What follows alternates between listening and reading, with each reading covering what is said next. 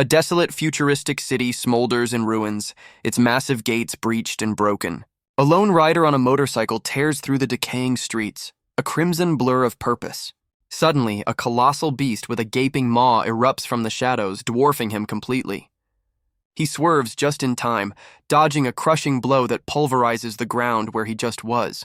Weaving through the overgrown rubble, he leaves a trail of red light in his wake. But another predator lies in wait, a giant mantis lurking behind a crumbling skyscraper. Its crimson eyes lock onto the rider, singling him out as its next target. The creature strikes with a scythe-like limb, a blur of motion aimed to slice him in two. Launching himself from the bike, he unsheathes a weapon crackling with violet energy. He soars through the air, unleashing a devastating beam of power straight at the monstrous insect.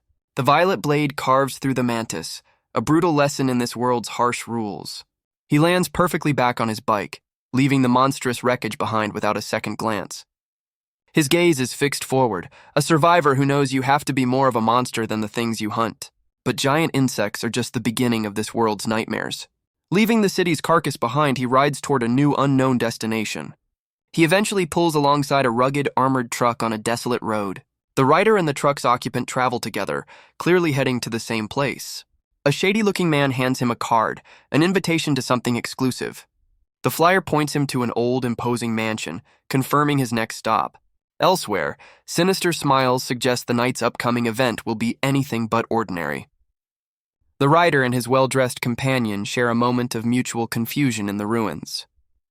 But their partnership quickly soured, with the man finding himself in a very compromising position. Having acquired a new suit, the rider transforms from a rugged survivor into a mysterious guest. He arrives at the imposing mansion, the destination marked on his invitation. Stepping through the doors, he enters a world of shadows and secrets. His welcome is less than warm, with a shotgun and a blade greeting him immediately. A woman with cold eyes holds him at gunpoint, questioning his intrusion. Another armed woman joins her, delivering a final, menacing warning. Unfazed, he calmly reaches into his coat, ready to reveal his purpose. He presents the invitation, his ticket into this dangerous game, much to their surprise. The woman's menacing tone shifts, recognizing the token of a highly distinguished guest. He holds the key to this world, his glowing eyes revealing a man who is more than he seems. With his status confirmed, he's given a grand welcome into the notorious Wasteland Eden. The once hostile guard now respectfully guides him deeper into the mansion's secrets. Flanked by his new escorts, he's led toward the heart of the exclusive event. He stands alone before a massive set of doors, ready to face whatever lies beyond. The grand doors swing open, spilling light and secrets from the hidden world within. He steps into a lavish, decadent hall, revealing Wasteland Eden as a popular underground club. The room is filled with the Wasteland's most powerful and dangerous figures, all here for the show. Down below, a crowd gathers, all drawn by the promise of the club's unique special services. The crowd's attention is fixated on a charismatic figure taking the stage. An announcer welcomes the guests to a selection assembly, where wealth buys anything one desires. With a manic grin, she prepares to kick off the night's main attraction. But in the crowd, a hand tightens on a hidden blade, signaling silent disapproval. As the curtains fall, a collection of items are presented to the roaring audience. The announcer boasts about the high quality of the merchandise on offer. She urges the wealthy patrons to bid freely for the exclusive offerings. He watches the grim reality of the club's special service, a secret, high-stakes human auction. Standing apart from the frenzy, he's approached by a mysterious woman who notes his lack of interest. She questions his taste, wondering if the night's main event isn't to his liking. He scoffs at the auction's offerings, dismissing them as second-rate and utterly boring. The woman informs him that the truly exceptional goods are reserved for Supreme members only.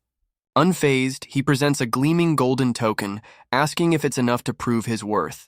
Her jaw drops in stunned silence, recognizing the symbol of unimaginable status. Immediately shifting her tone, she apologizes for her oversight and begs the esteemed guest to follow her. They leave the frenzied auction floor behind, ascending a staircase to a more exclusive area. She leads him to a private room, promising a viewing worthy of his newly confirmed importance. The door opens to reveal a lavish suite, prepared for a very personal and private presentation. A young woman with feline features is revealed, presented as the club's most valuable offering. His guide proudly showcases their high-grade item, eagerly awaiting his verdict. He assesses the offering with a smirk, finding her acceptable. The guide encourages him to enjoy his private session before taking her leave. He looms over the cat-like woman, acknowledging the club's claim of presenting top-grade merchandise. She eagerly pledges herself to him, promising to fulfill any of his desires. He leans in close, playfully questioning the full extent of her offer. She tries to entice him, suggesting they move past any pretense. He responds to her advance, moving over her as if to begin the main event. She is suddenly placed in a vulnerable position, ready for what she believes is coming next, but he pulls back with a dismissive gesture, finding her attempts completely ordinary. Confused by his rejection, she wonders if her forwardness was a mistake. She decides to take the initiative, trying a more forward approach to please him. Getting closer, she grips his coat and promises to be an obedient little kitty. She then suggests he can use a whip on her if she ever misbehaves. His mismatched eyes gleam with amusement as he questions her unusual request. She whispers her confirmation, specifying that only his discipline would be welcome. He pushes her back with a simple word of agreement, his intentions unclear. His hand suddenly produces the very item she requested, a leather whip. Standing over her, he raises the whip high, ready to grant her wish literally. A sharp, stinging lesson is delivered, completely shattering her expectations. Confused and in pain, she questions his motives, worried she'll be too damaged to serve. He calmly reminds her that her kind is known for its resilience, suggesting a single strike is nothing. Her eyes widen in pure shock as he casually addresses her as a beastman.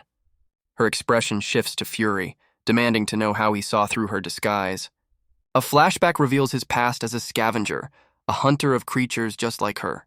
He scoffs at her accusation, explaining that her scent and body temperature were dead giveaways. Realizing his power, her demeanor changes again, promising to be a much better servant. She embraces him with monstrous, bladed limbs, feigning a plea for him to be gentle.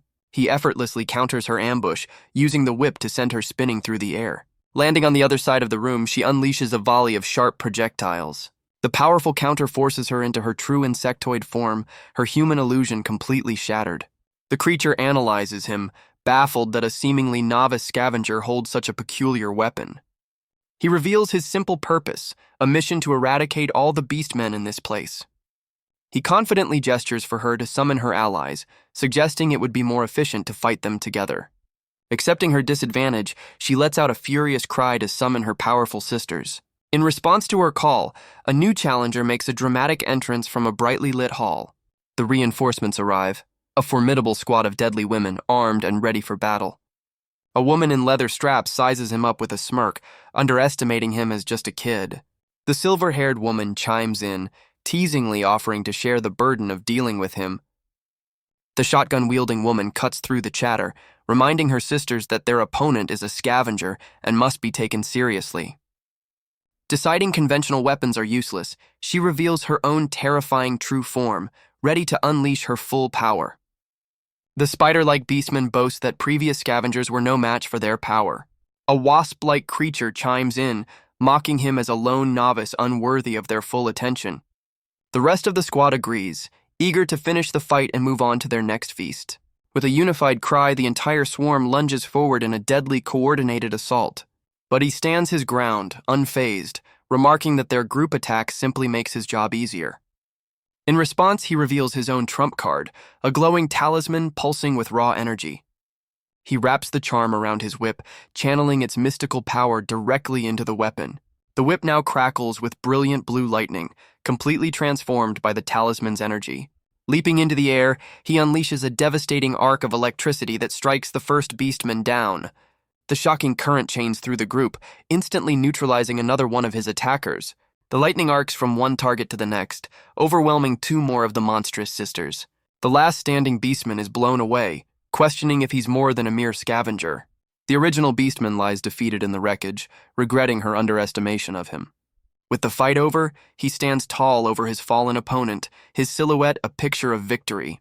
He clarifies that his power came not from within, but from the mystical talisman he holds. He surveys the aftermath, deeming the elimination of 5 beastmen a worthy trade for a single talisman. Just then, the door flies open, revealing a shocked witness who connects the scene to recent grim events. His warning echoes through the club as he bolts, igniting chaos among the unsuspecting patrons. The full story comes to light. The 5 beastmen were capturing humans for their twisted services. But their operation had a darker side, secretly turning their own unsuspecting clients into their next meal. The narration explains that beastmen are an intelligent, evolved threat, capable of perfectly mimicking humans. He formally introduces himself as Liu Xing, a scavenger sent on a mission to eliminate this very nest.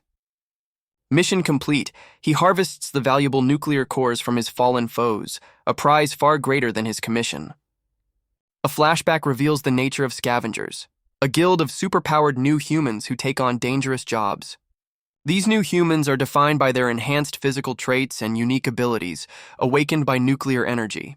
He admits that the lightning attack wasn't his own power, but from an item, suggesting his true ability is something else entirely.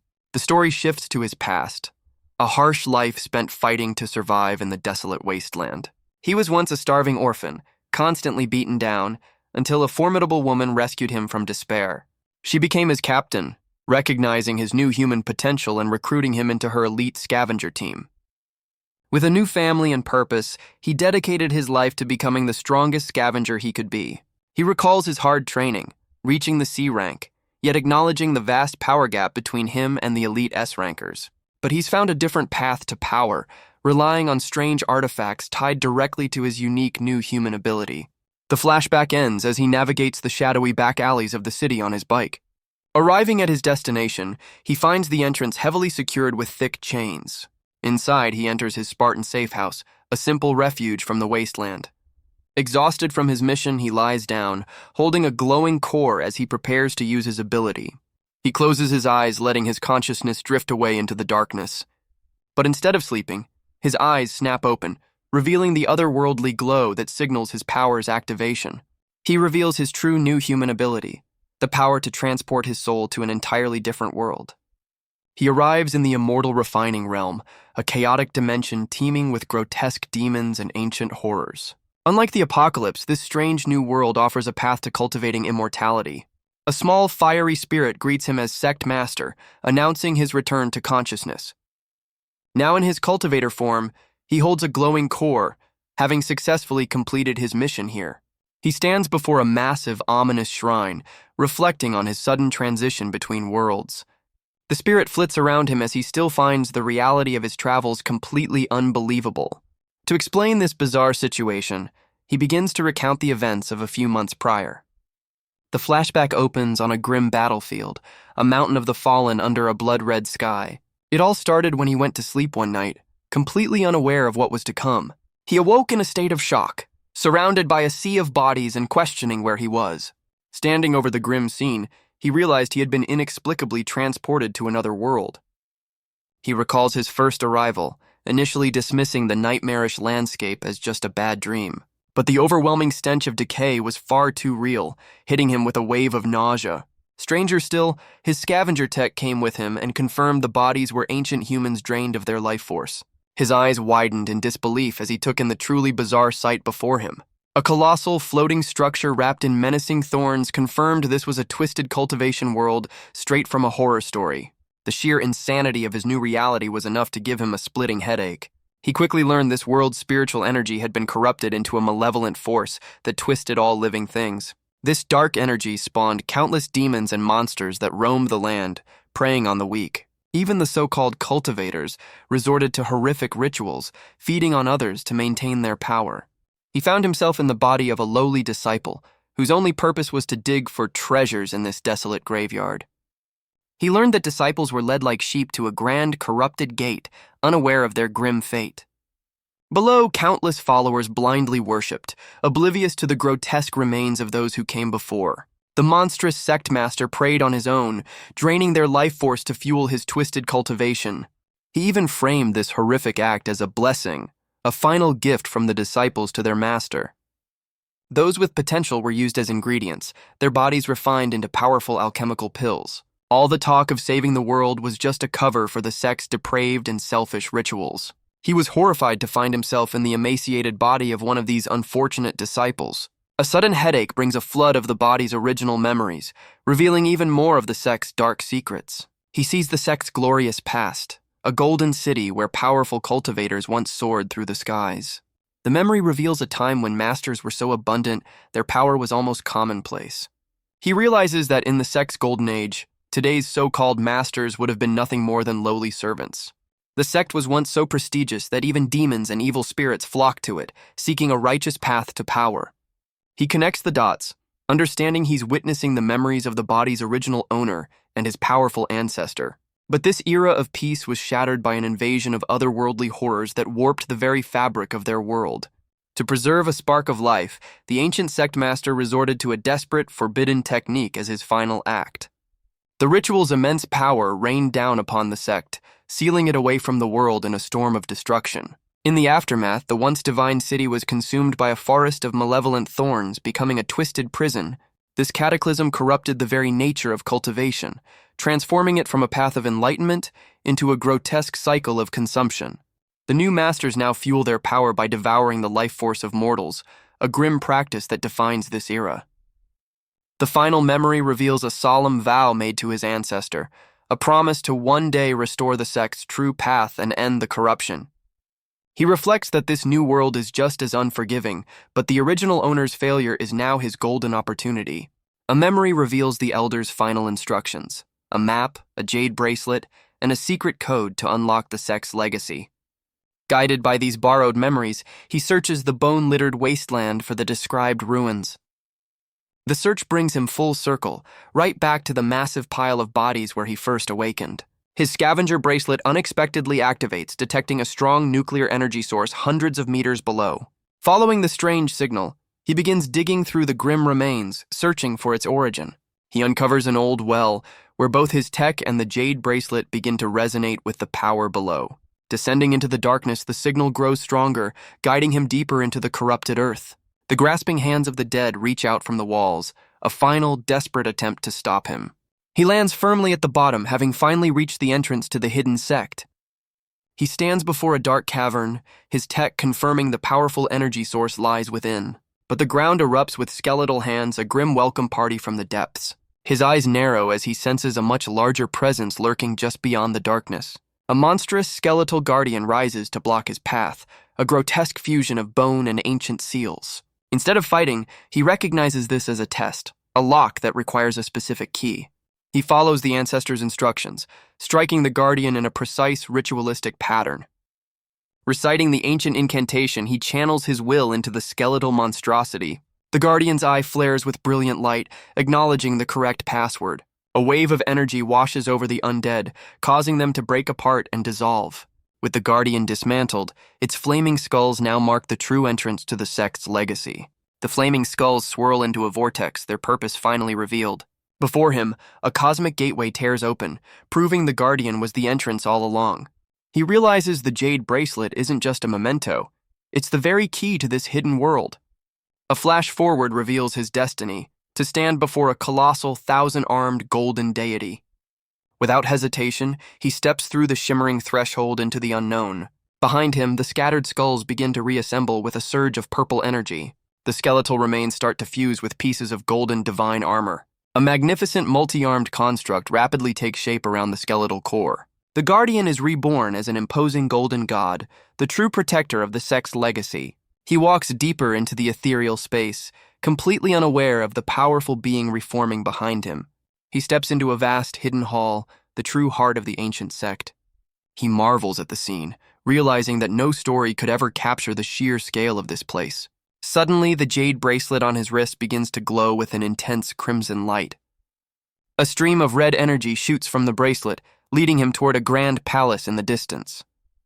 The energy coalesces into the form of a small floating spirit, a mysterious guide appearing before him. A wave of power washes over him, instantly transforming his tattered rags into the grand robes of a master.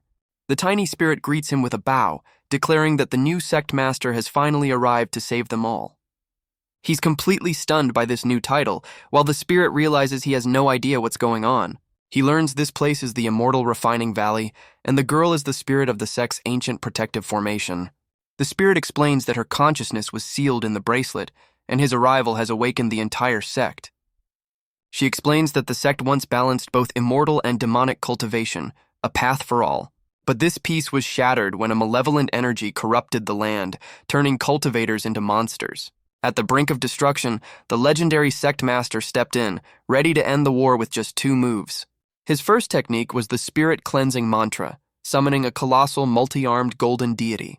The divine being then unleashed the holy word break, a move of absolute purification.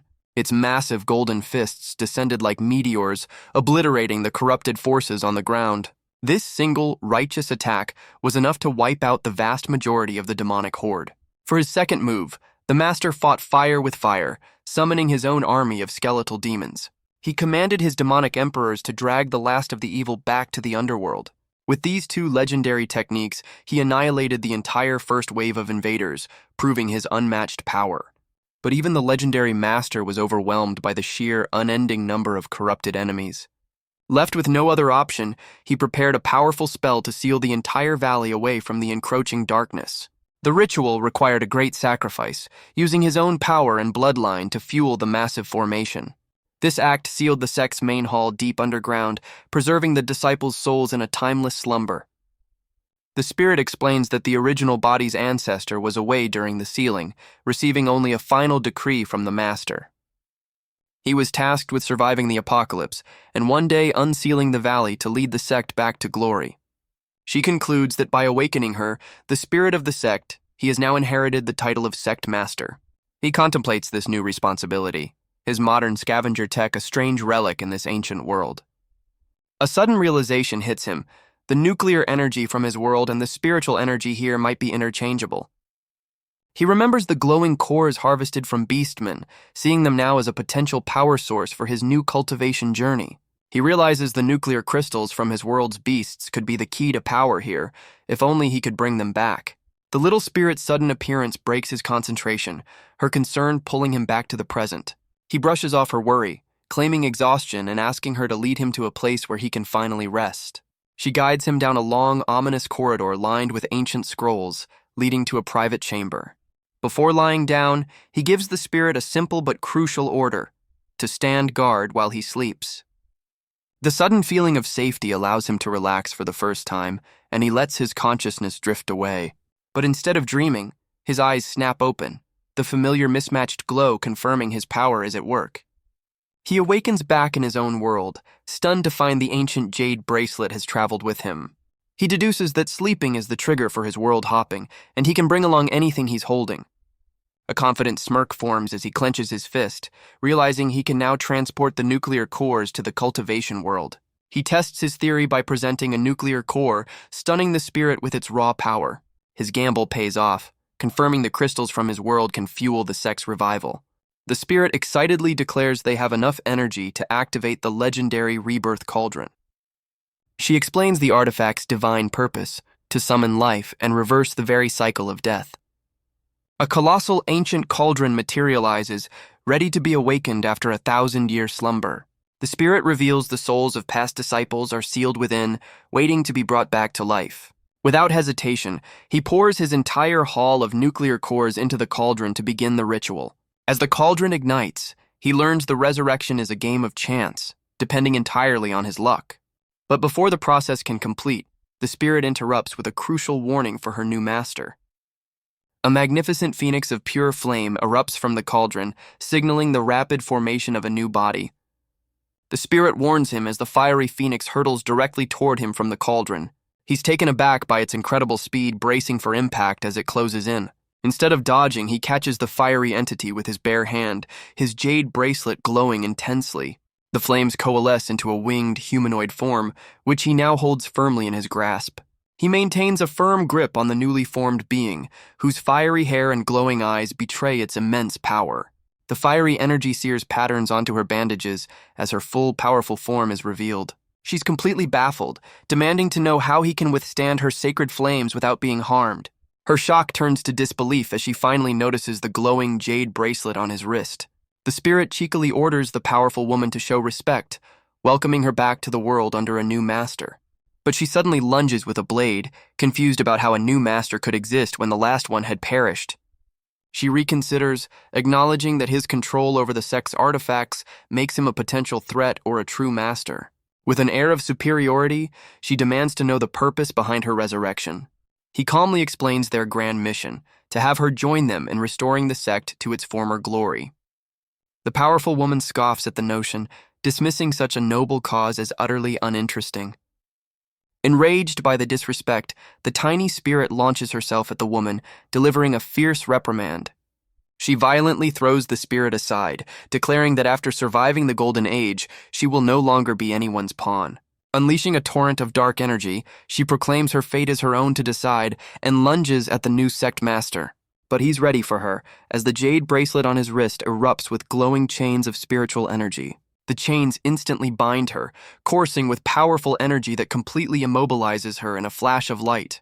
Lying defeated on the ground, she's completely subdued while the spirit marvels at how he learned the old master's soul-binding technique. He reveals he didn't learn any technique. He simply deduced that the bracelet itself was the key to controlling the resurrected souls. He admits to the stunned spirit that his masterful move was nothing more than a well-educated, high-stakes guess. The spirit warns him that the sealed disciples are all powerful demons and monsters who only ever feared the original sect master. He realizes the old master's trump card wasn't a technique, but the absolute authority granted by the jade bracelet itself. He recalls seeing the soul-binding chain transfer to her new body during the ritual, confirming his suspicion. With a confident smirk, he explains he simply activated the bracelet's built-in yin-yang soul-binding curse to put her in line. The now subdued woman introduces herself as Fire Crow, a former artifact spirit who cultivated a human form and became a disciple. He scoffs at her previous arrogance, threatening to send her back to be reforged if she proves useless to his cause. Terrified by his threat, she frantically lists her valuable skills in refining pills, creating talismans, and forging treasures. To prove her utility, she presents examples of her craft: powerful talismans, a demon-suppressing sword, and a truth-seeking whip. He and the spirit share a look of utter disdain, completely unimpressed by her sales pitch. Firecrow desperately bargains for her life, promising to craft endless treasures if he provides the resources. After some consideration, he reluctantly agrees to give the over-eager disciple a single chance to prove her worth. The story jumps forward, returning to the present moment within the dark, ancient sect hall. He returns with a sack full of power, ready to put his new subordinate to the test. He presents the glowing nuclear cores, asking Firecrow if this is enough fuel for her craft.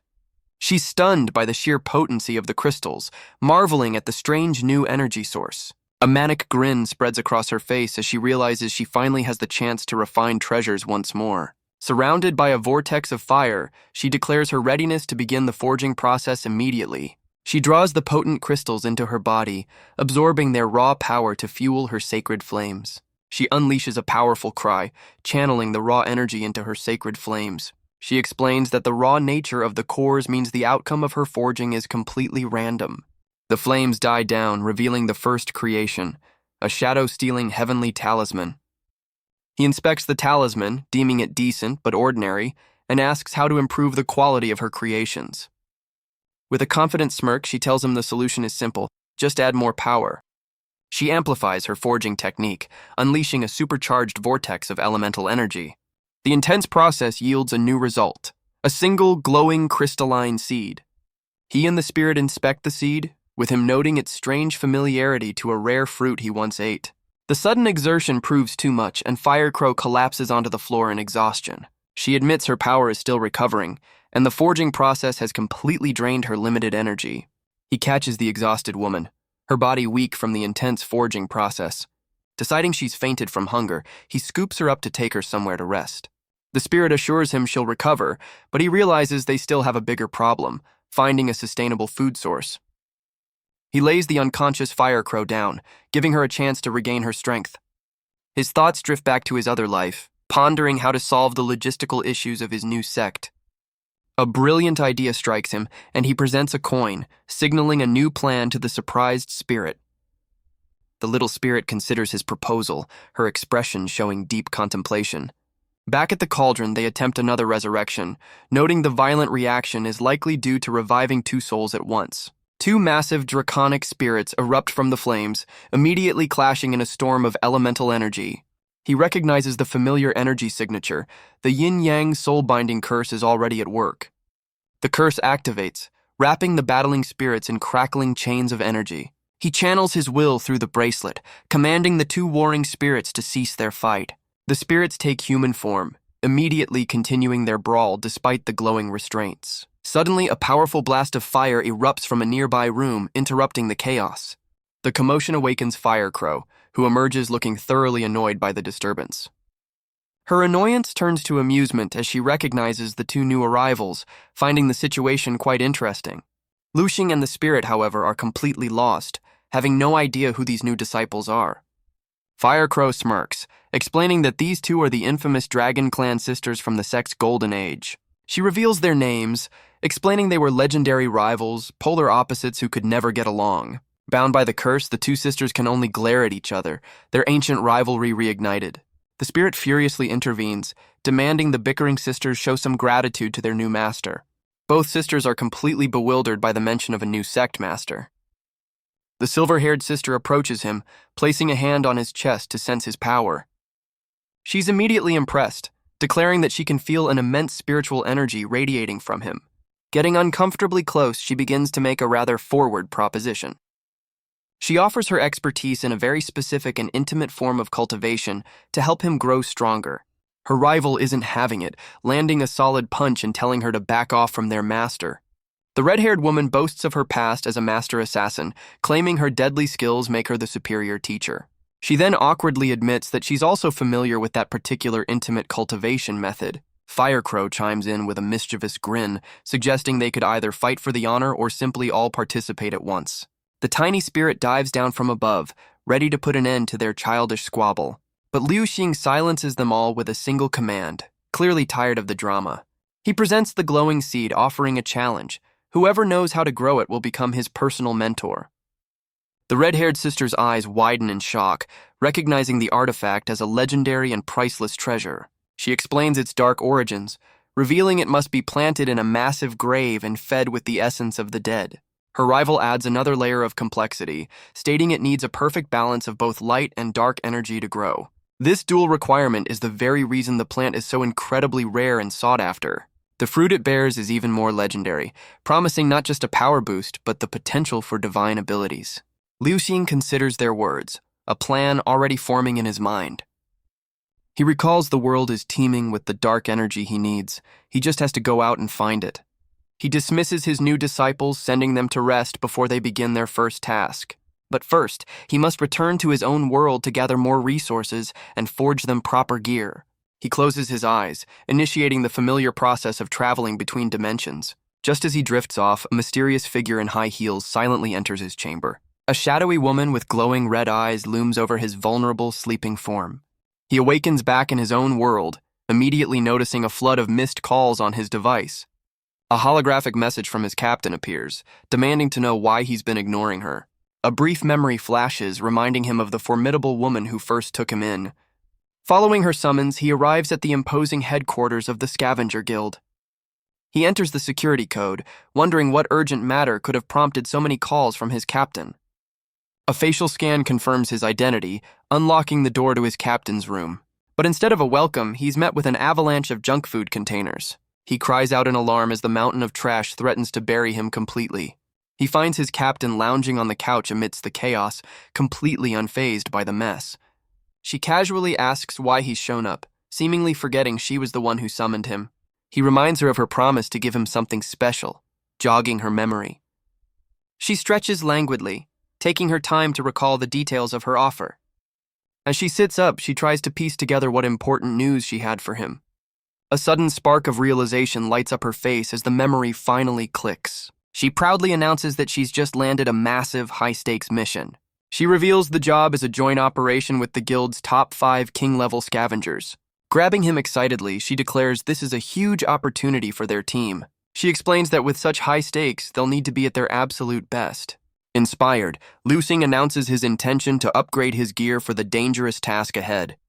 His captain gives an enthusiastic thumbs up, fully endorsing his proactive attitude. He then cheekily asks if she'd be willing to sponsor his new equipment. The captain's expression sours as she considers his request for funding. With a deceptively sweet smile, she cheerfully informs him that's not happening. She explains her own new human ability gives her superhuman strength, making equipment unnecessary for her. He desperately argues that since she doesn't spend her massive king-level stipend, she could easily afford to help him out. She simply calls him naive for even thinking she'd have spare cash. The captain explains that while she doesn't need real gear, her virtual equipment costs a fortune. Besides, with a new gaming console releasing next month, she's already saving every credit. He suddenly remembers a crucial fact. His captain is a hardcore gamer with legendary spending habits. Realizing he's on his own for funding, he decides to find another way to get his upgrades.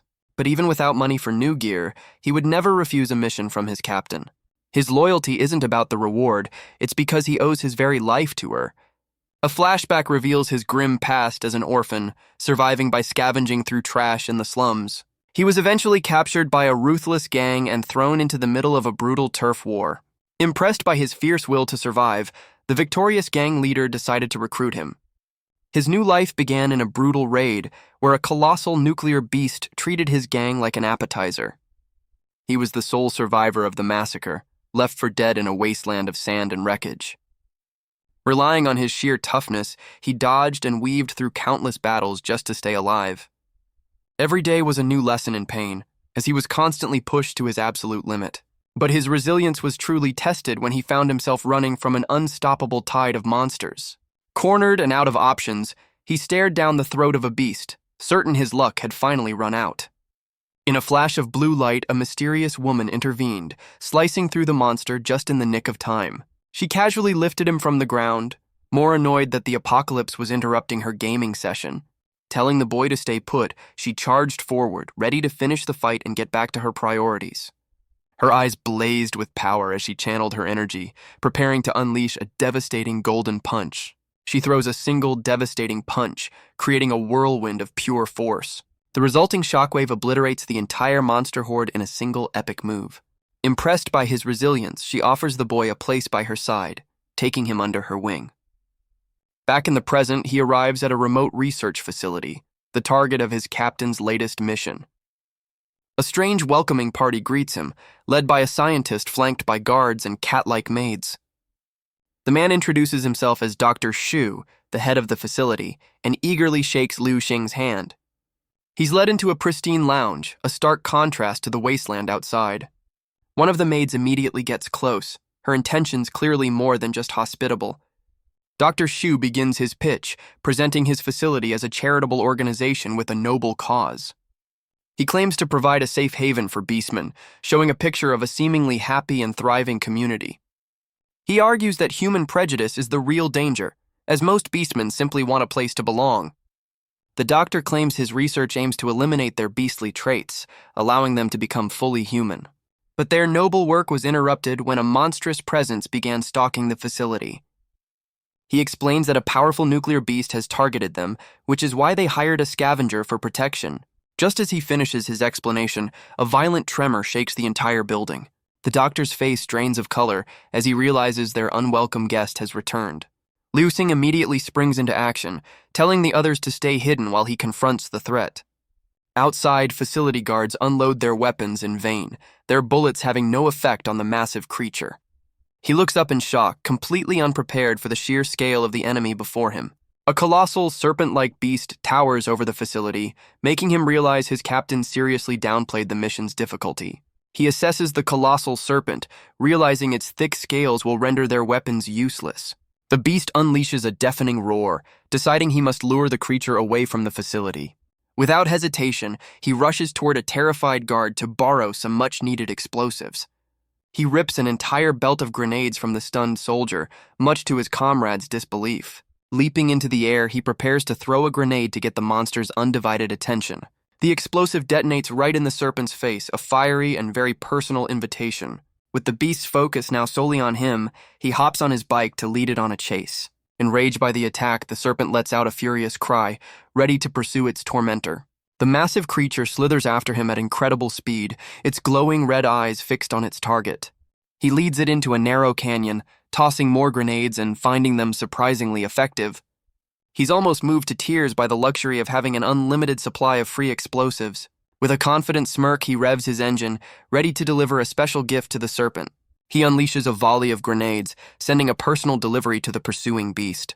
The serpent roars in fury as the explosives close in, its eyes burning with rage. A chain of fiery explosions engulfs the creature's head in a massive concussive blast. But he's not done yet, calling upon the stormy sky to lend him its power. He channels the raw energy into a devastating lightning-infused slash, leaping toward his target. The powerful arc of electricity slams into the serpent, leaving a deep, sizzling gash in its scales. He stands before the wounded beast, confirming his new tactic is far more effective. But his satisfaction is short-lived as the creature's wound glows and begins to rapidly regenerate. The gash on the serpent's scales seals itself shut with a faint green glow. He watches in disbelief, realizing the beast's regenerative powers are far beyond anything he expected. Fully healed, the serpent rears back with a furious roar, its scales now seemingly impenetrable. It opens its massive jaws, dripping a volatile green substance from its fangs. His eyes widen in alarm as he realizes the creature has more than just brute strength in its arsenal. The beast unleashes a cloud of corrosive acid, blanketing the canyon floor in a toxic haze. The deadly mist instantly dissolves his motorcycle, forcing him to leap for his life.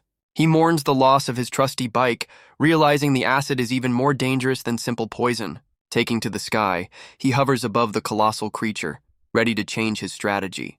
He reveals his own trump card, sprouting dark wings and crackling with lightning thanks to a powerful talisman. He declares this fight is now personal, all for the sake of his beloved motorcycle. Diving like a thunderbolt, he's determined to make this kill worth his while by harvesting plenty of cores. He transforms into a piercing bird of pure energy, streaking through the air with incredible speed. His lightning-fast assault riddles the serpent's body, striking it in multiple places at once. The beast recoils in agony, its tough scales shattered by the force of the attack. Standing over the wreckage, he notes the creature's surprising durability, but declares the fight is finally over. But a sudden, unexpected development catches him completely off guard. He looks up into the beast's massive eye, shocked to see it shedding a single giant tear. His scavenger tech suddenly activates, sending out a strange pulse of energy from his wrist. The serpent's form shifts, revealing a colossal female beastman, explaining its unexpected intelligence. He pauses, his glowing eye fixed on the weeping creature as he contemplates this unexpected development. But he steels his resolve, remembering the mission is his only priority. With a final decisive strike, he brings his electrified blade down to finish the job. The colossal beast's tail thrashes one last time before dissolving into dark energy. Back at the facility, he explains to the doctor that only the creature's tail remains after his powerful attack. Dr. Shu promptly transfers the payment, thanking him for his efficient work. Luxing accepts the money but seems to be questioning the doctor's whole story. The doctor nervously dismisses the incident, claiming such mindless beasts are a common nuisance. As a reward, Dr. Shu offers him the company of 2 maids to help him unwind after the battle. A preview of the next scene shows him sitting calmly, surrounded by a circle of subservient beastmen maids. He eyes the doctor suspiciously, questioning the unusual nature of the facility's services. He presses further, asking if the doctor knows such operations are illegal or if this is all just a trap. The doctor panics, frantically trying to explain the situation away as a misunderstanding. Luxing's demeanor shifts to a sly grin as he asks for even more maids to be brought to him. He puts a friendly arm around the doctor, who nervously agrees to arrange the meeting. Later, he sits calmly in a room, surrounded by a circle of kneeling beastman maids. The maids confirm their attendance, their smiles hiding their true intentions. One of the winged maids steps forward, formally offering her services with a polite bow. But he holds up a glowing talisman, stating he doesn't sense any genuine gratitude from them. With a menacing smile, he crushes the talisman, unleashing a crackle of raw electric energy. A brilliant flash of lightning erupts, instantly neutralizing the entire group of maids. Alerted by the sound, Dr. Shu appears in a doorway, his glowing glasses cutting through the darkness. He walks through a hidden laboratory, revealing rows of beastmen suspended in glowing containment tubes. The doctor stands before a massive tank, speaking to 2 powerful figures inside as if they were his own children. He gazes up at the 2 female beastmen, his prized experiments floating lifelessly in the fluid. Luxing appears behind him, connecting the doctor's secret project to the giant serpent's attack. The doctor turns in shock, questioning how the scavenger found his lab and dealt with the maids so quickly. Losing his patience, Luxing delivers a brutal punch, demanding the truth about the facility's dark secrets. The doctor hits the ground hard, a crazed and defiant look spreading across his bruised face. With a triumphant sneer, he reveals his phone, showing he's already sent out a distress signal. The doctor boasts that his genetically modified beastmen are unbeatable, underestimating the scavenger's true capabilities. But Luxing reveals a handful of deactivated control collars, calmly informing the doctor he's already lost his leverage. The doctor panics, questioning how he bypassed the collar's deadly failsafe without triggering a disaster. He explains that the now liberated beastmen have switched their allegiance and revealed all of the doctor's dark secrets. A flashback reveals their grim reality, captured and treated as prisoners from the very beginning. The control collars were instruments of torment, used to enforce absolute obedience through pain. They were also subjected to horrific experiments, used as unwilling test subjects for dangerous new drugs. Surrounded by his former victims, Liu Xing declares that the doctor, who claimed to be a savior, is the real monster. The doctor desperately tries to justify his actions, claiming a tragic event from his past is the real reason for his cruelty. A flashback reveals a different side of him, a time when he genuinely wanted to protect a young beastman from human cruelty. His flashback reveals a time he fiercely defended a young beastman from a human attacker. He brought a brick down on the aggressor, ending the confrontation with brutal finality. Fleeing the scene, he carried the small creature to safety, his face a mask of grim determination. The memory shifts to a happier past, where he and his wife cared for a family of rescued beastmen. His research eventually led to a breakthrough, as he excitedly unlocked the secrets of the beastman genetic code. But his world collapsed with a single phone call, informing him a test subject had gone on a violent rampage. He arrived at the scene of the tragedy to find his wife gone and the facility in ruins. Cradling his gravely injured daughter, he desperately promised that he would not let her die. His entire focus shifted to saving her, placing her in a life support tank as his research took a dark turn. To fund the expensive treatment, he made a deal with a shadowy organization, providing them with live beastmen. He reveals his role was to harvest materials from beastmen, creating a variety of potent serums. These illicit concoctions were then sold on the black market, turning his former charges into mere tools for profit. He admits he became the very monster he despised, but it was all to find a way to save his daughter through genetic fusion. The plan was simple, but finding a beastman with compatible genes was an agonizingly impossible task. But then his luck changed when his men reported the escape of a rare white serpent beastman, the perfect match. After recapturing her, he confirmed a near-perfect genetic match, bringing him one step closer to reviving his daughter. His plans were suddenly interrupted when a colossal serpent, likely a relative, attacked the facility to save her. Realizing the delicate fusion process couldn't be disturbed, he knew the giant beast had to be eliminated first. With Liu Xing having unknowingly cleared the way, the doctor declares that nothing can stop him from bringing his daughter back. With a crazed grin, he initiates the final protocol, beginning the forbidden fusion process. The doctor reveals the fusion process is now irreversible, making any attempt to stop him futile. Liu Xing quickly orders the freed beastmen to rescue the remaining captives before the machine drains the facility's power. He realizes sabotaging the power grid is useless as the main tank has priority, leaving him with few options. He suddenly looks up in shock, witnessing an unexpected change within the tank. Inside the tank, the subject's arm begins to show signs of a violent rejection, the tissue tearing itself apart. The two bodies begin to merge into one, a grotesque fusion of human and beastmen. The doctor watches with satisfaction, declaring the fusion a complete success as the new being floats before him. But Liu Xing senses something is deeply wrong with the seemingly successful experiment. The fused being's face contorts in a silent scream, its glowing eyes betraying immense agony. The doctor watches in horror as the fusion fails catastrophically, the body violently rejecting the genetic splice. The unstable fusion violently tears the two bodies apart in a chaotic burst of energy. The doctor cries out in horror, realizing his forced experiment will only create a monster. A brilliant flash of light erupts from within, shattering the massive containment tank. A powerful hand smashes through the wreckage, heralding the arrival of the new being. The monstrous fusion emerges, crackling with volatile energy, as Liu Xing and the serpent beastmen stare in disbelief. Liu Xing grins confidently, revealing he intentionally allowed the disastrous fusion to complete. A flashback shows he never intended to kill the giant serpent, only severing her tail to fulfill his contract. The serpent questions his mercy, demanding to know his true motives for sparing her and the guards. He explains that after their battle, he learned the full story behind the facility's dark secrets. Her tale begins after the war, when nuclear fallout mutated the forest creatures, including a species of giant snakes. Among the mutated snakes, a green and a white one were the first to evolve into humanoid forms. The younger green serpent's curiosity led her into human territory, where she was saved from attackers by a young Dr. Shu. Years later, she tracked down her savior, now a famous researcher, hoping to see him again. Determined to repay his kindness, she decided to visit his facility, with her protective older sister tagging along. They planned to surprise the doctor, sneaking into his compound in their original serpent forms. But the surprise was on them, as they were immediately caught in an electrified security trap. The guards quickly subdued the younger sister, leaving her with no chance to escape. In a desperate attempt to save her, the white serpent fought back, accidentally smashing crates of volatile chemicals. The resulting chemical cocktail triggered a horrific mutation, causing her to grow uncontrollably and attack everything in sight. When she finally regained consciousness, she found herself transformed into a colossal monster, lost in a twisted forest. She would periodically attack the facility, but only to disrupt the experiments, hoping to free her sister. She never realized the man she once saw as a savior was the very one responsible for her sister's suffering. Liu Xing points out the cruel irony.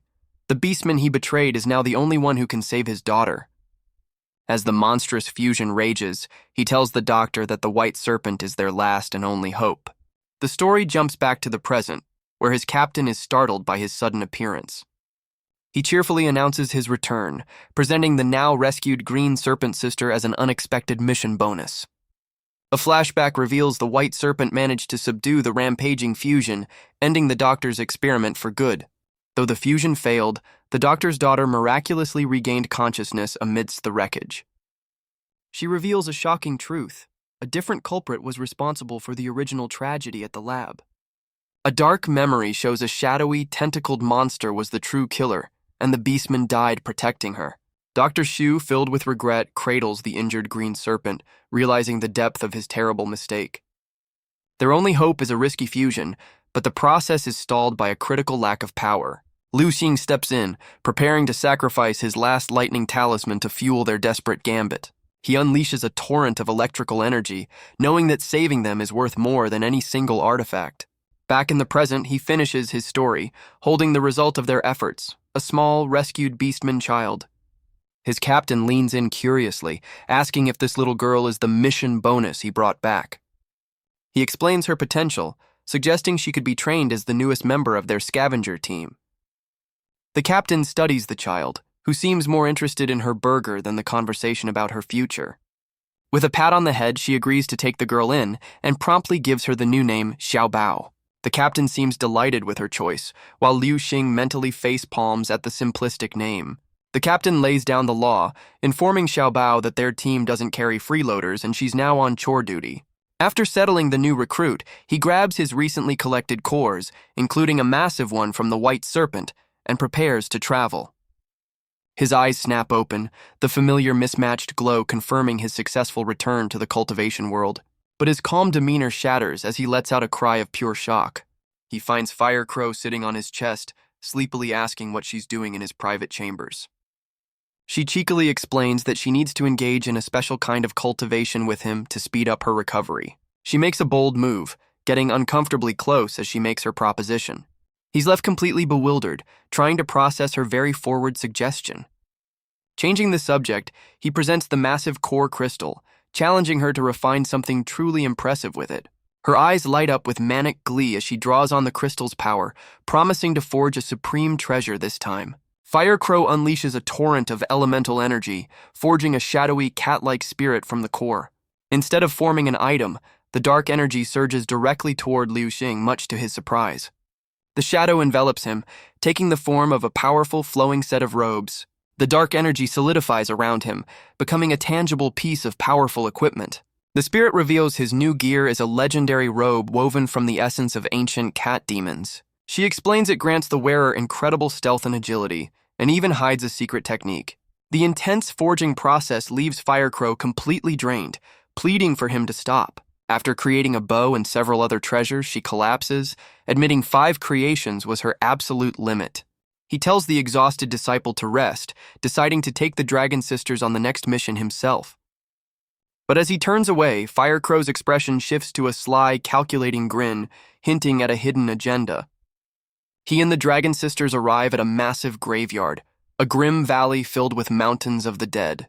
The silver-haired sister emerges, taking a deep, satisfied breath of the morbid air, clearly in her element. Her rival immediately criticizes her strange tastes, while he tries to keep them focused on their dangerous mission. The red-haired sister inspects the soil, finding it dry and useless for their purpose. She explains that only soil saturated with fresh resentment and dark energy will work for the seed. Suddenly, the silver-haired sister's eyes glow as she senses a powerful aura approaching them. She quickly warns the others to take cover, their bickering instantly replaced by tense silence. A grotesque, pale creature with an unnaturally long neck crawls over the mountain of bodies, surveying the area. Its head twists unnaturally as it senses something is amiss in its domain. The being fully reveals itself, declaring it sensed the presence of the living, its hunt now officially on. A mysterious woman leaps away, muttering about a dangerous ancestor and the grim fate awaiting her if she fails her mission. As she departs, a flicker of purple energy reveals Liu Xing and his disciples hiding within the mountain of corpses. He emerges from the shadows, his new stealth robe concealing his presence completely. He watches the woman, a powerful Taoist nun, as she herds her captured disciples toward a new destination. With a confident grin, he thanks his new gear for the perfect camouflage, her appearance sparking a brilliant new plan. He looks up at a horrifying, tentacled fortress in the sky, realizing it's the perfect source for the dark energy he seeks. The nun leads her captives toward a massive gate, promising them salvation as they march toward the floating structure. The Dragon Sisters, now disguised among the prisoners, debate the wisdom of walking directly into the enemy's lair. The silver-haired sister reveals their infiltration is part of a larger strategy, one that requires their master's full cooperation. Her plan is put into motion as she skillfully picks the lock on a cage, preparing to free other prisoners. The nun instructs her followers to rest, unknowingly setting the stage for Liu Xing's infiltration. The Dragon Sisters express their concern, but he has already transformed into a small cat to go unnoticed. He assures them he's familiar with the place and tells them to wait for his signal to act. He navigates a cursed, disorienting corridor, noting the strange spatial distortion warping the path. Using the original owner's memories, he confidently makes his way toward the end of the twisted hall. A sudden, overwhelming pressure stops him in his tracks, his fur bristling with alarm. A horrifying, long-necked creature with glowing eyes appears, its head twisting at an impossible angle. The creature searches the room, confused by the lingering aura of life, while he remains perfectly hidden on the ceiling. He realizes his stealth form is draining his power and knows he must reach his destination quickly. He finally arrives at a grotesque ritual chamber, confirming this is the heart of the enemy's operation. He watches as the nun's followers are led into a grotesque gateway, promised an end to their suffering. But he knows this ascension is nothing more than a cruel and elaborate lie. The gate leads to a massive soul-refining furnace, a tower that feeds on resentment and evil energy. He tests the corrupted ground, feeling a strange energy that's both freezing cold and intensely burning. After gathering enough of the dark soil for his mission, he prepares to make his escape. Suddenly, a powerful force from the furnace yanks him into the air, catching him completely by surprise. He's dragged toward the tower, confused as to why the soul-sucking artifact is targeting him in his animal form. The immense pressure begins to unravel his transformation, his spiritual energy failing under the strain. Forced back into his human form, he finds himself completely helpless against the furnace's overwhelming pull. He struggles with all his might, but the suction from the massive pillar is simply too powerful to resist. He realizes with dawning horror that if he's pulled in, the furnace will refine him into nothing but fuel. Refusing to go down without a fight, he summons the spectral bow Firecrow forged for him. But instead of an attack, his arrow releases a glowing spirit who seems shocked that he can even see her. He deduces his new robe lets him see souls, but questions why this one is immune to the furnace's pull. The spirit warns him to be quiet, revealing she's the artificial intelligence of the furnace itself. Sensing he's not truly evil and impressed by his abilities, she floats down to propose a deal. A brief flashback shows her origin, a spirit born from a small, ancient cauldron held by a powerful master. She introduces herself as Xiaojing, the spirit of a legendary evil-refining, pill-transforming furnace. Her purpose is to refine demons, ghosts, and monsters, turning their essence into powerful immortal pills. She boasts that beyond simple power-ups, she can even craft rare pills that grant divine abilities. She explains that after a great calamity, her sect fell, and she was captured by evil cultivators. A powerful ancestor then sealed her with a divine needle, turning her into a furnace and forcing her to commit unspeakable acts. With her captor in seclusion, she asks Liu Xing to remove the needle so she can finally be free. In return, she promises to become his loyal artifact spirit, willing to do anything he asks. He quickly stops her from making any rash promises, needing to confirm one crucial detail first. He gestures to the massive pillar behind him, realizing with dread that it's the very needle she needs removed. With a wry grin, he agrees to help, admitting that escaping the furnace is his only way out, too. She explains that the colossal pillar is the needle's true form and must be completely uprooted to break the curse. He clarifies he has no ulterior motives, admitting he's currently powerless against the furnace's pull, let alone the pillar. A close-up reveals a mysterious, spiral-shaped artifact hanging from his belt, hinting at a possible solution. He pulls the spirit into an embrace, promising to help her as she celebrates her newfound freedom. He explains he must hold on to her, or the needle's curse will reclaim her, and tells her to trust him. He summons a massive spiritual sword, one of Firecrow's treasures, preparing to strike the pillar. But the legendary blade shatters instantly upon impact with the indestructible divine needle. Both he and the spirit stare in disbelief, their first attempt ending in complete failure. Undeterred, he switches tactics and summons a powerful whip, ready for another assault. He lashes out with the whip, but its strikes barely scratch the surface of the colossal pillar. Exhausted from the effort, he realizes he'll have to use one of his more powerful, newly forged items.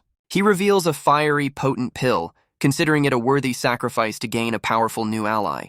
He reconsiders, realizing he's not just saving a spirit, but acquiring an artifact that can create endless treasures for him. He crushes the potent pill, unleashing a blinding explosion of pure golden energy. With a surge of immense power, he channels the pill's raw essence through his own body. The spirit recoils from the intense heat as he tells her to brace for the pill's full effect. He directs the explosive energy directly into the colossal divine needle, aiming to shatter it from within. With a final powerful roar, he unleashes a shockwave that cracks the ancient curse wide open. The chains break apart, and the furnace spirit is finally freed from her long and painful imprisonment.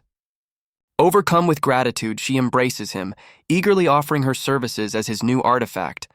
He holds the now tamed furnace, realizing his simple soil-gathering mission has yielded a far greater prize. But he knows the celebration is premature, as the most pressing issue is still finding a way out.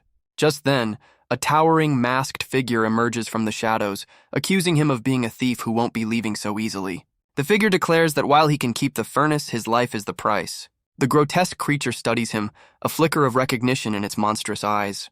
He realizes the commotion has awakened a marrow fragrance cultivator, a clan that feeds on the essence of others.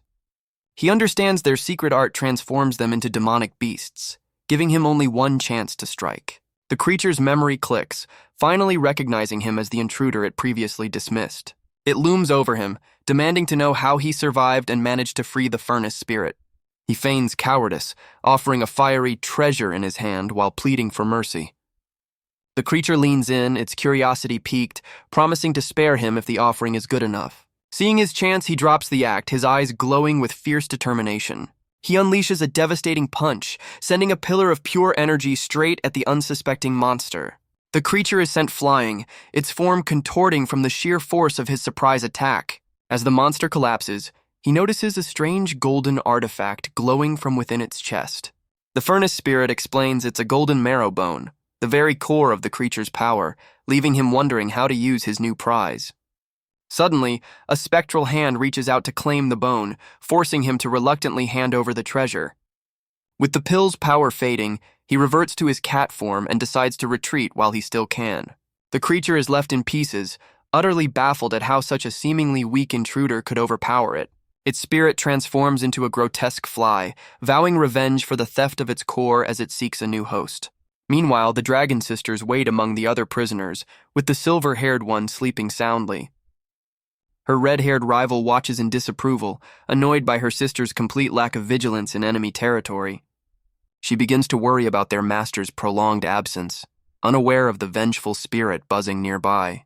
The red-haired sister swats at the buzzing insect, annoyed by the persistent distraction. The vengeful spirit, disguised as a fly, lands on the sleeping silver-haired sister's face. It inspects its potential new host, deeming the sleeping woman a worthy vessel for its revenge. Sensing the dark energy, the red-haired sister lunges forward to protect her rival from the imminent possession. She delivers a powerful slap, crushing the insect against her sister's cheek with decisive force.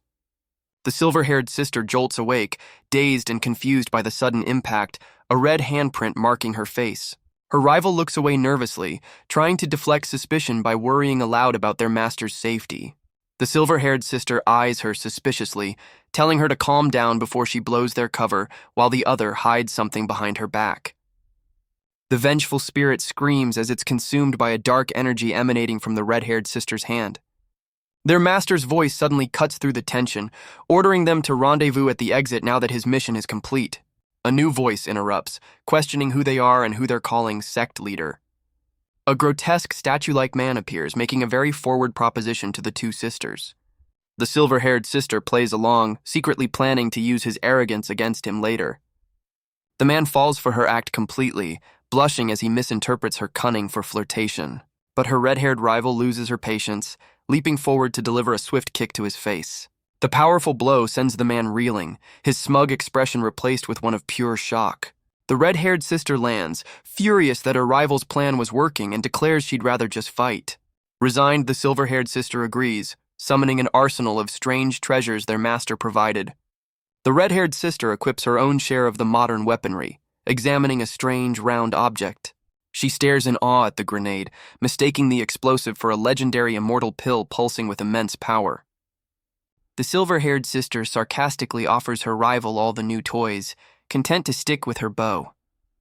Her red-haired rival eagerly accepts the challenge, hoisting her own heavy weapon with a battle-ready grin.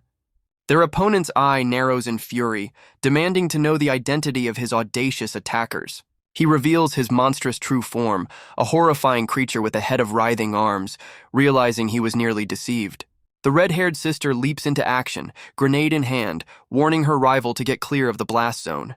The creature's jaw unhinges into a terrifying maw, ready to swallow them whole as they scramble to evade. Deciding a direct confrontation is their only option, she tells her sister to find their master while she holds the line. The silver-haired sister looks back, telling her rival not to die before she can get payback for that earlier slap. Alone against the beast, the red-haired sister admits to herself that her own power might not be enough. But her confidence returns as she clutches the divine pill, certain their master's gift will guarantee her victory. Her confidence shatters as she realizes a moment too late that the pill has a very short fuse. The grenade detonates in a massive fiery explosion, engulfing the entire area in a concussive blast. Through the smoke and dust, her silhouette remains standing, though clearly shaken by her own attack. But the monster emerges from the chaos, its massive jaw unhinged and ready to devour her whole.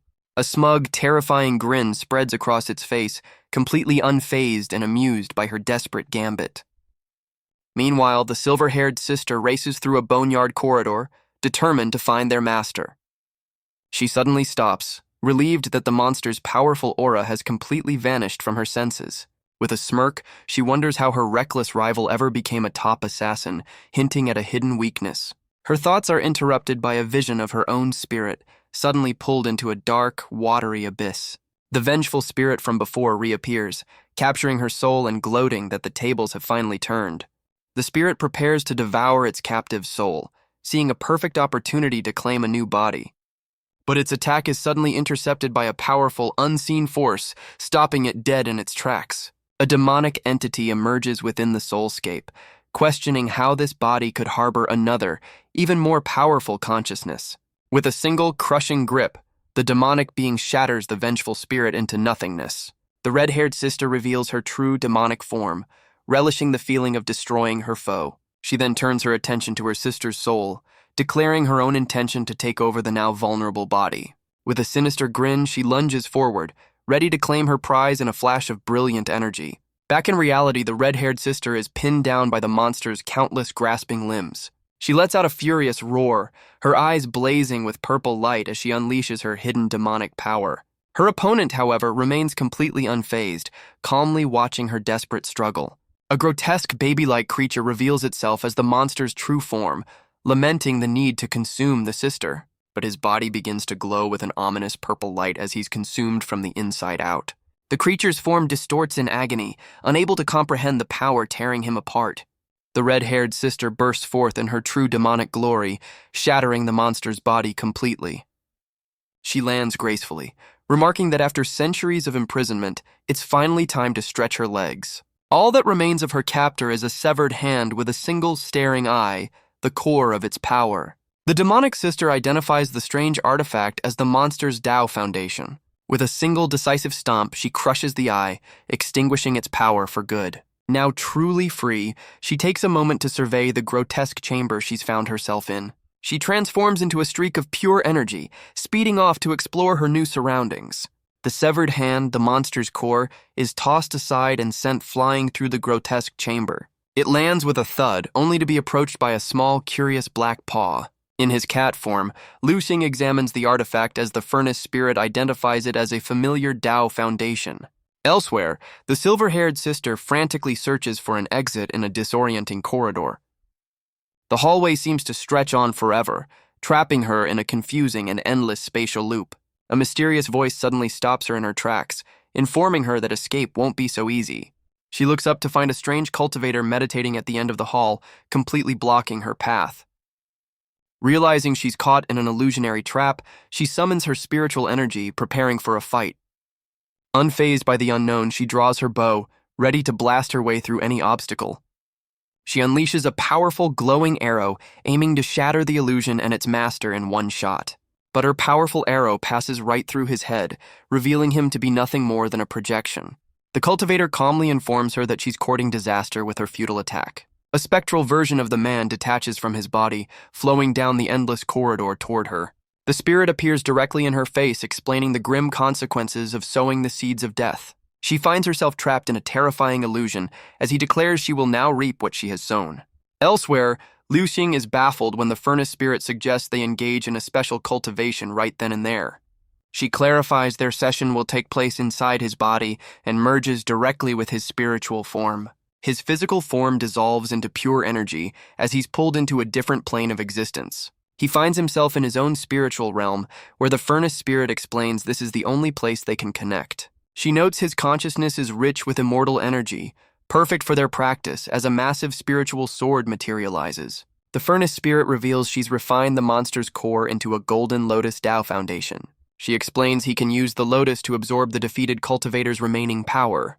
The artifact will also amplify his cultivation, tempering his body and blood for the next level. She promises this power-up will help him break through to the chi refinement stage instantly.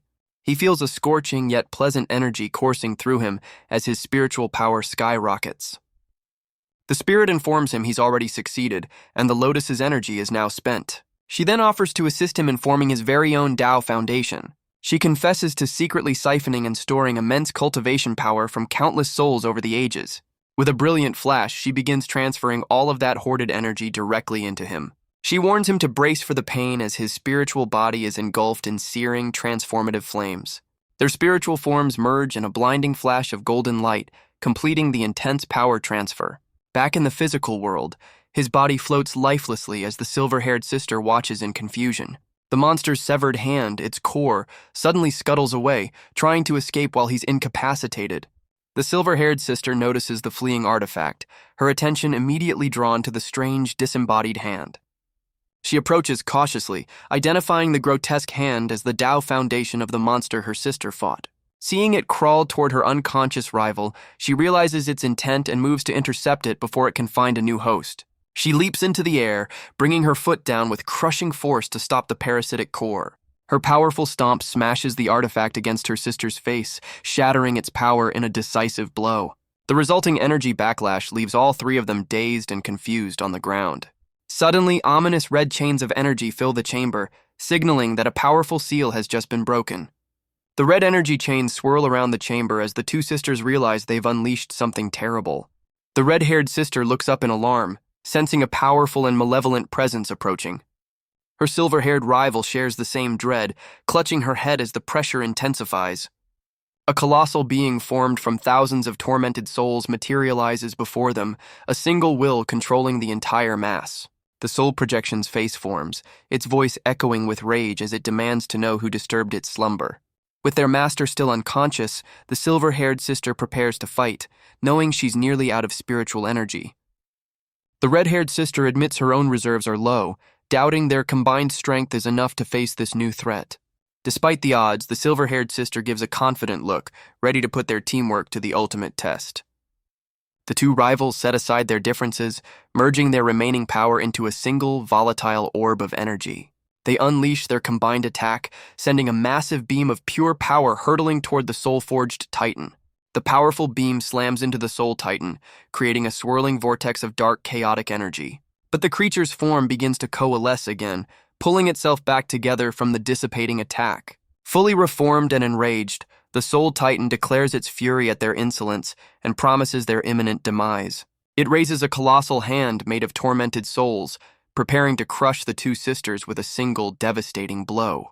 Out of options, the sisters accept their fate, vowing to settle their rivalry in the next life. Just as the hand descends, a brilliant golden figure wielding a massive sword appears, stopping the attack in its tracks. Lu Xing, now radiating immense power, effortlessly holds back the titan's assault with his blade. He unleashes a pillar of golden light, shattering the creature's arm and blasting through its torso. The titan scoffs at his power, comparing his efforts to an ant trying to shake a divine tree. Despite its bravado, the creature's body crumbles under the golden assault, vowing their karmic debt will be settled in the underworld. The soul titan's massive fist shatters, its collective form unable to withstand his golden power. As its body dissolves into nothingness, the creature looks down at the gaping hole in its chest. It searches the area in confusion, wondering where its targets disappeared to during the chaos.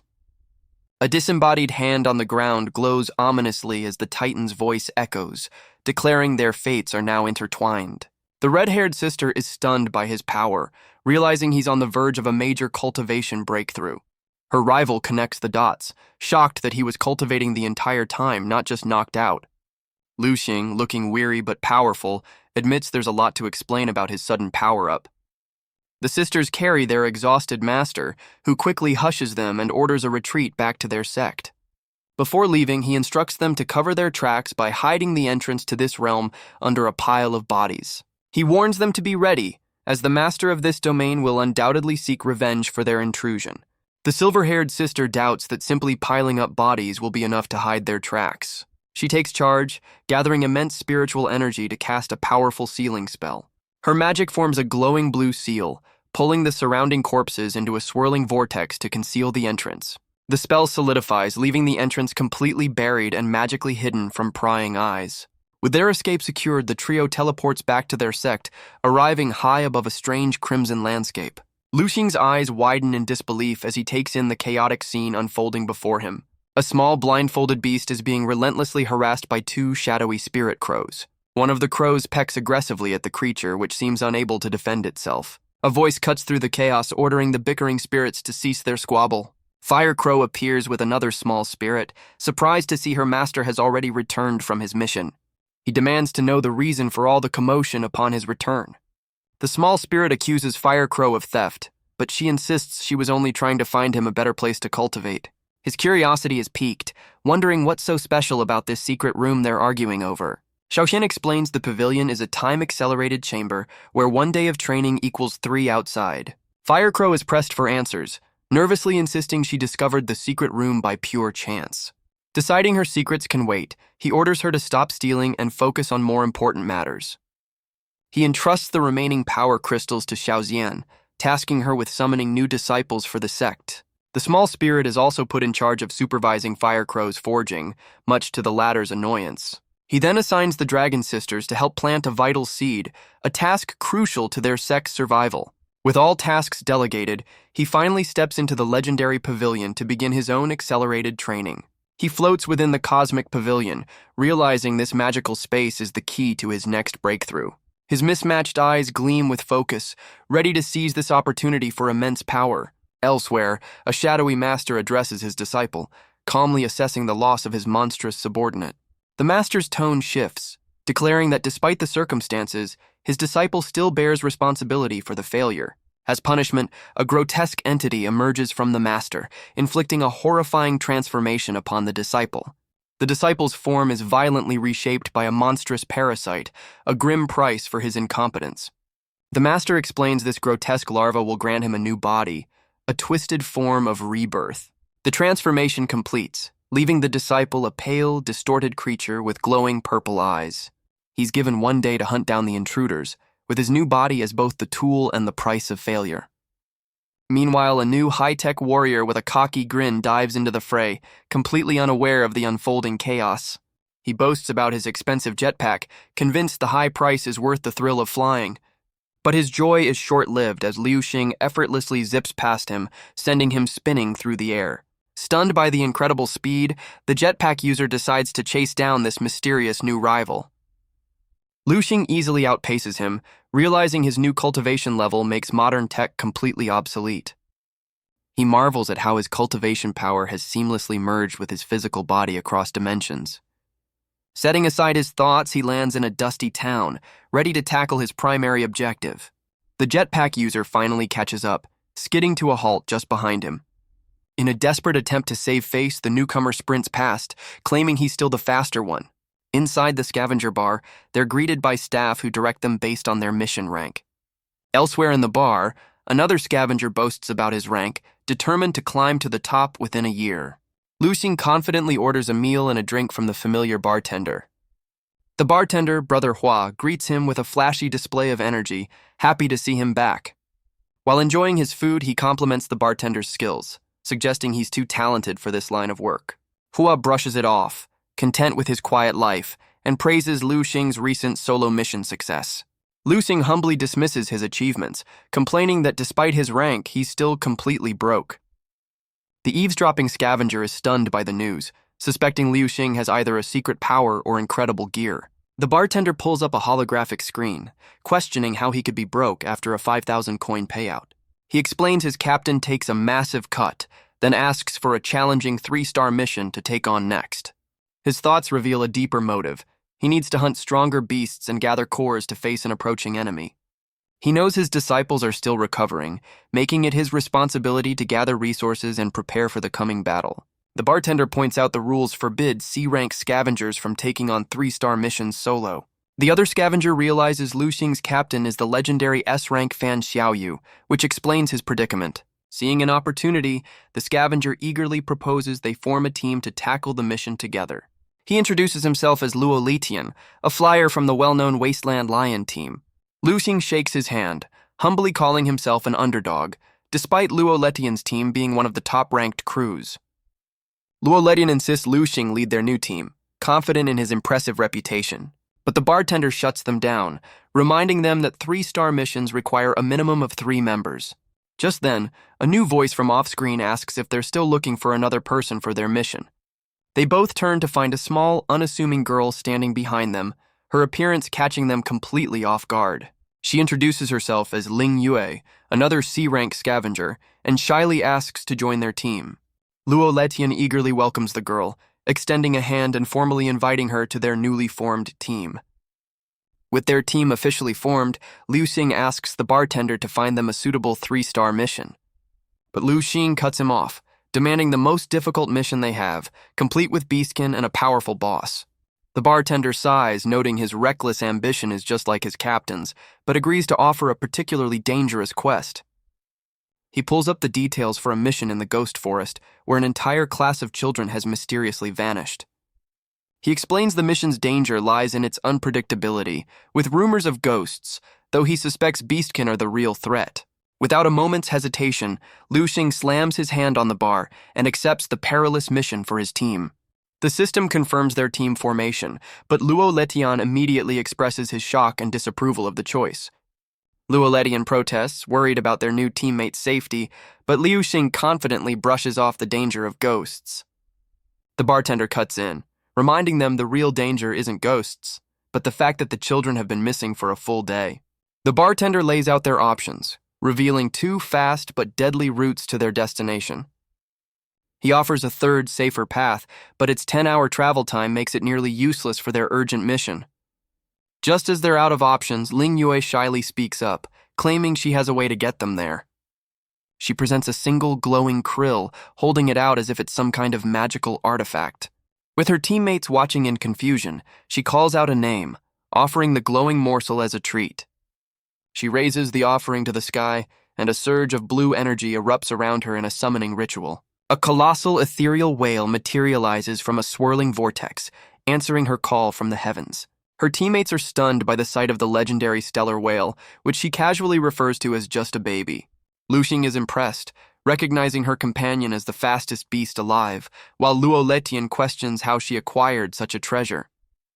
She clarifies the whale is a friend, not a pet, and explains they'll need to fly up to its altitude to catch a ride. Luo Letian flies up, wondering why the extraordinary girl chose not to ride with him. Lu Xing effortlessly carries Ling Yu, giving her a much faster and more stylish ride to the whale. They land on the colossal beast, and Luo Letian notes how surprisingly steady and slow the ride feels. Ling Yu explains the whale's true power isn't speed, but its ability to take cosmic shortcuts. With a command from its master, the stellar whale crackles with energy, preparing to bend space and time. The creature dives headfirst into a swirling vortex, tearing open a portal to another dimension. They travel through a chaotic wormhole, a cosmic shortcut littered with the debris of other realms. Lu Xing is unnerved by the spatial distortion, sensing a familiar evil energy from his last mission. The whale emerges from the portal, delivering them directly to their destination, the eerie void forest. Wasting no time, Liu Sang summons a massive weapon, prepared to face the dangers of their new location. Luo Letian explains the void forest's peaceful reputation, making the student's disappearance all the more unsettling. Ling Yu shivers, the oppressive atmosphere reminding her of a dark local legend. Her teammates are immediately intrigued, demanding to hear the spooky story. She begins her tale, revealing the forest was once called the Forest of Miracles. A flashback shows a time when human survivors built a thriving settlement within its borders. Humans and beastkin once coexisted peacefully, sharing the forest's resources in harmony. But that peace was shattered one night, with the human settlers found hanging from the trees in a grim display. The beastkin were blamed for the tragedy and were hunted down, nearly wiped out by a vengeful scavenger team. Ling Yu reveals the most terrifying part. A lone survivor claimed a ghostly entity watched the entire conflict unfold. Luo Letian scoffs at the idea, dismissing the ghost as a figment of a terrified child's imagination. Ling Yu insists the lone survivor's account of the event was completely accurate. She reveals that the terrified little girl from the legend grew up to become her current captain. With unwavering faith, she declares her captain's story is the truth, as she witnessed it all firsthand. Luo Letian is stunned, realizing her captain is the legendary shaman Huan Ying, while Liu Xing just hopes for a real fight. Ling Yu angrily corrects him, clarifying that her captain is a powerful spirit seer, not a common shaman. Their debate is cut short as a small figure is seen sprinting through the dark woods ahead. Lu Xing spots the fleeing child, and the team immediately gives chase, suspecting it's one of the missing students. They follow the silhouette as it disappears into a massive, out-of-place building looming in the trees. The team stares in disbelief, finding an entire school inexplicably standing in the middle of the haunted forest. Ling Yue's attention is drawn to a window, where a small, sinister silhouette watches them from the darkness. Ling Yu realizes with a start that another student might be trapped inside. Without hesitation, Lu Xing leads the charge, ordering his team to get inside and investigate. But just as they reach the entrance, the massive doors slam shut with supernatural force. The team skids to a halt, completely baffled by the building's hostile welcome. Suddenly, massive dark tendrils erupt from the ground, enveloping the entire school. The tendrils lift the building into the air, revealing the entire structure is a massive, floating illusion. Lu Xing finds himself plunged into darkness, his wrist communicator glowing as his only source of light. He realizes he's been separated from his team, trapped alone in a dark corridor with a malfunctioning device. A strange, unsettling noise echoes from the rubble-strewn hallway ahead, putting him on high alert. He illuminates the path, only to find himself surrounded by a group of shadowy, clawed figures. He peers into a dark shaft, finding it filled with a bizarre pile of lifeless mannequins. Despite the silence, he remains on edge, certain he heard something just moments before. Deciding the creepy atmosphere is getting to him, he turns to leave, unaware of a shadowy hand reaching for him. The mysterious hand gets closer, and he whips his head around, sensing the presence behind him. A small hand suddenly grabs his wrist, stopping him in his tracks with surprising strength. He turns to find a small, terrified girl clinging to him, her face buried in his side. The child looks up at him with tear-filled eyes, pleading for him to help her get home. His scanner shows no signs of a beastkin, leading him to wonder if she's one of the missing students. He kneels down, gently trying to get information from the frightened girl about how she ended up here. She recounts a terrifying memory of her class fleeing from a ghostly figure during a field trip in the woods. She explains that in her panic, she ran until she was completely lost. Liu Xing presses for more information, asking what happened to the other students. The girl points down the dark hall, claiming a ghost captured all her friends. Meanwhile, Luoletian desperately tries to contact his teammates through his communicator. His search is interrupted by an eerie melody echoing through the ruined corridor. He cautiously follows the strange music, tracing it to a room just ahead. Peeking inside, he sees a group of children with blank eyes, holding hands in a circle. He's horrified to find Ling Yue lying unconscious in the center of the entranced students. Luoletian cries out in alarm, realizing his teammate has fallen into a trap. The children turn in unison, their eyes glowing with a malevolent green energy as they stare him down. Luoletian unleashes a powerful sweeping attack, his glowing blade cutting through the entire circle of possessed children. He stands victorious as the last of the doll-like figures falls, its malevolent energy extinguished. The defeated figures crumble into strange, fibrous piles, leaving behind glowing green crystals. With the immediate threat gone, he rushes to his fallen teammate, desperately trying to wake her. Ling Yu's eyes slowly open, a dazed and curious expression on her face. She looks up at him, confused by her surroundings and his concerned face. Sitting up, she rubs her eyes, trying to piece together how she ended up unconscious on the floor. Luoletian reassures her, explaining she must have been ambushed by a ghost. He puffs out his chest with newfound confidence, promising to protect her now that he's dealt with the threat. Overcome with relief, she throws her arms around him, begging him not to leave her side. Luoletian is completely flustered by her embrace, promising to always be by her side. But her sweet expression melts away, replaced by a shadowy, monstrous face with glowing green eyes. Dark tendrils erupt from her body, ensnaring the shocked scavenger in their grasp. His terror is cut short as the tendrils completely envelop him, silencing his cries. The shadowy vines form a dense cocoon, fully consuming their helpless victim. Meanwhile, the real Ling Yue walks alone through a different rubble-strewn hallway. She stands in the oppressive darkness, her communicator providing the only light. A look of worry crosses her face as she realizes she can't contact anyone for help. A sudden sound from behind makes her freeze, her senses on high alert. She spins around to find Liu Xing, who calmly announces he's finally located her. She's stunned to see not one, but two Liu Xings, demanding to know who the real one is. The two doppelgangers face off, one accusing the other of being an imposter in disguise. Losing his patience, the real Liu Xing delivers a powerful punch to his double's face. The imposter dissolves into dark energy upon impact, confirming it was just a ghostly illusion. Liu Xing immediately moves to protect Ling Yue, telling her to stay behind him as he prepares for another fight. But a colossal vine-covered monster emerges from the shadows, claiming to be the true original. Ling Yue glances at her communicator, a sudden realization dawning on her. With pink energy flaring from her hand, she declares that both figures are fakes. Her eyes glow as she reveals she can sense their telepathic communication, even if she can't understand it.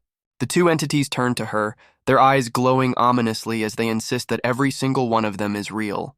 A flashback reveals her childhood friend, a small beastkin she affectionately calls Little Liu. She explains her unique ability to communicate with beasts, but realizes these imposters are something far more sinister. The two fakes merge into a single, grotesque entity that taunts her by claiming to be her real teammate. The creature strikes her down, and in her desperation, she calls out for her long-lost friend. A monstrous, spiky boar with glowing red eyes smashes through a wall, answering her desperate plea. The massive beast charges through the corridor, shattering the illusionary space to protect her. Dark tendrils erupt from the walls, ensnaring the boar in a desperate attempt to stop its rampage. The boar's eyes burn with fury as it stares down its unseen enemy, refusing to be contained. The hallway is left in ruins, and the monstrous boar looks around, confused that its opponent has suddenly vanished. From behind a door, the small blindfolded girl Liu Xing found earlier watches the chaotic scene unfold. The small girl points ahead, announcing they've reached their destination. They stand before a gaping dark void framed by a nest of writhing tendrils. She tugs on his arm, her eyes filled with tears as she begs him to save the others. A shadowy tendril suddenly snatches the girl, but he reacts instantly with a protective energy shield. With the girl now ensnared, he realizes she's not human, a beast or a ghost, as she lacks any trace of a soul. He deduces that whatever she is, her purpose was to lead him directly into this trap. Leaving her behind, his spirit form leaps into the void, suspecting he's found the monster's true lair. Inside, he finds the missing children suspended in strange pods, along with another familiar face. Two massive, shadowy tendrils begin to stir, sensing the intrusion into their domain. The tendrils merge into a towering, monstrous figure, surprised to find a visitor in its nest. Lu Xing's spirit form stands defiantly before the towering tendril monster, his energy blade ready. He unleashes a sweeping arc of pure energy, tearing through the creature's lair with immense force. His spiritual form glows with power as he channels his energy into the massive sword. The powerful slash severs the pods from the ceiling, sending them plummeting to the ground. Luoletian is jolted awake as his own pod crashes, leaving him dazed and confused. The monster's form is torn asunder by the attack, its tendrils flailing wildly in retreat. His spirit form appears beside Luoletian, explaining they're inside the beast and giving him a rescue mission. Luoletian panics at the sight of the glowing apparition, but Liu Xing calmly explains it's just a substitute. The revelation stuns Luoletian, who realizes his teammate has awakened a superpower he didn't know he had. Before he can fully process the news, dark vines begin to creep up from the ground, surrounding him. The tendril monster reforms, towering over Liu Xing's spirit and a terrified Luoletian. His spirit form deduces the creature can copy not just forms but memories as it begins to shift again. It morphs into Ling Yue's massive boar companion, complete with a perfect copy of her riding on its head. The monstrous copy charges forward, its spiky form ready to trample the two scavengers. Luoletian stares in disbelief, questioning the appearance of his teammate on a bizarre, spiky beast. The fake Ling Yue cheerfully introduces the monster as her friend, adding to the unsettling scene.